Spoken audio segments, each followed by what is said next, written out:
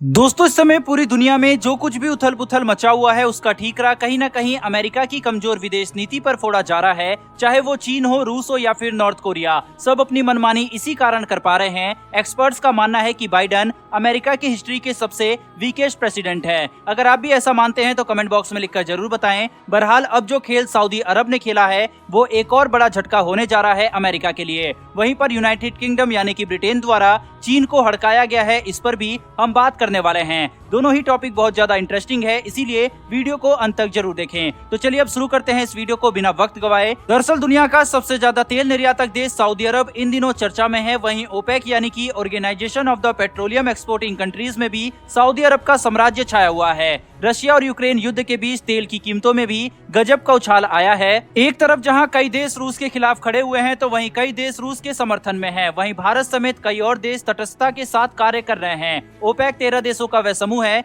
जहां पेट्रोलियम उत्पादन का भंडार माना जाता है। इन देशों में Saudi Arabia, Algeria, Iran, Iraq, Kuwait, Angola, Saudi Arab Emirates, Nigeria, Libya तथा वेनेजुला, गैबोन, गिनी, कोंगो शामिल हैं। बात अगर प्रतिशत की करें तो ओपेक दुनिया के कच्चे तेल उत्पादन में 40% हिस्सेदारी रखता है। इतना ही नहीं, अंतर्राष्ट्रीय स्तर पर भी ओपेक 40% पेट्रोलियम कारोबार का प्रतिनिधित्व करता है। ओपेक की स्थापना 1960 में हुई थी। वेनेजुला इसका संस्थापक सदस्य है। हम सभी जानते हैं कि इस वक्त अमेरिका, रूस और सऊदी अरब विश्व के सबसे बड़े तेल उत्पादक देश हैं। ऐसे में आपस में कंपटीशन जारी रखना तो लाजमी है। सूत्रों की माने तो यूरोपीय संघ जल्द ही रूसी तेल पर प्रतिबंध भी लगाने वाला है। ऐसे में सऊदी रूस से दोस्ती बढ़ाकर अपना काम बनाने में लगा हुआ है। आपको बता दें कि सऊदी अरब के ऊर्जा मंत्री प्रिंस अब्दुल्ला अजीज बिन सलमान ने एक रिपोर्ट में बताया है कि जल्द ही वह ओपेक से एक समझौता करने वाले हैं। हम सभी जानते हैं कि यूक्रेन और रशिया के घमासान युद्ध के बाद पेट्रोल और डीजल के दामों ने आसमान छू लिया है, जो कि बढ़ती महंगाई का प्रमुख कारण भी है।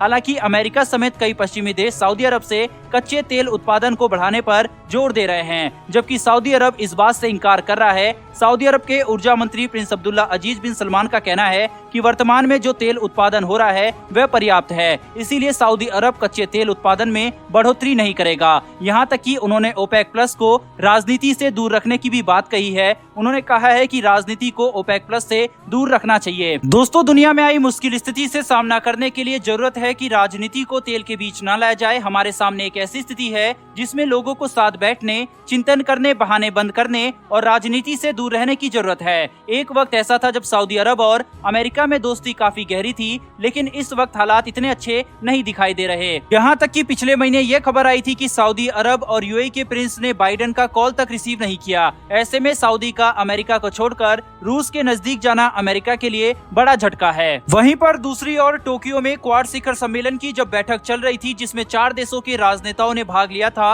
और चीन के नापाक हरकतों समेत कई अन्य मसलों पर चर्चाएं हुई, उसी वक्त टोक्यो में चीन के खिलाफ मल्टीनेशनल प्रोटेस्ट भी हो रहा था। इस प्रोटेस्ट में चीन के खिलाफ मंगोलिया और तिब्बत के साथ साथ उइगर मुसलमानों का गुस्सा फूटा। दरअसल हाल ही में चीन के सिंजियांग क्षेत्र में उग्रबंदी के खिलाफ गलत व्यवहार की कुछ ऐसी तस्वीरें और दस्तावेज सामने आए हैं जिससे चीनियों में क्रोध की ज्वाला फूट गई है। हालांकि चीनी राष्ट्रपति शी जिनपिंग ने बुधवार को संयुक्त राष्ट्र के साथ एक वीडियो कॉल किया, जिसमें जातीय अल्पसंख्यकों के दुरुपयोग पर अपनी सरकार के रिकॉर्ड का बचाव करते हुए नजर आए। इतना ही नहीं, लीक हुई इन तस्वीरों में उगर पुरुषों, महिलाओं और किशोरों के साथ कैदियों की तरह बंदी बनाए जाने जैसी स्थिति पर यूनाइटेड किंगडम ने सिंजियांग में विशेष जातीय अल्पसंख्यकों के लिए चीन की आलोचना की है। चीन और पाकिस्तान भारत पर तो सवाल उठाते हैं और पाकिस्तान जैसे देश के प्रधानमंत्री यासीन मलिक जैसे आतंकवादी की पैरवी करते हैं, लेकिन उनके देश में क्या हो रहा है ये उन्हें दिखाई नहीं देता। वहीं पाकिस्तान चीन में उगर मुसलमानों पर हो रहे जुल्म पर कुछ नहीं बोलता।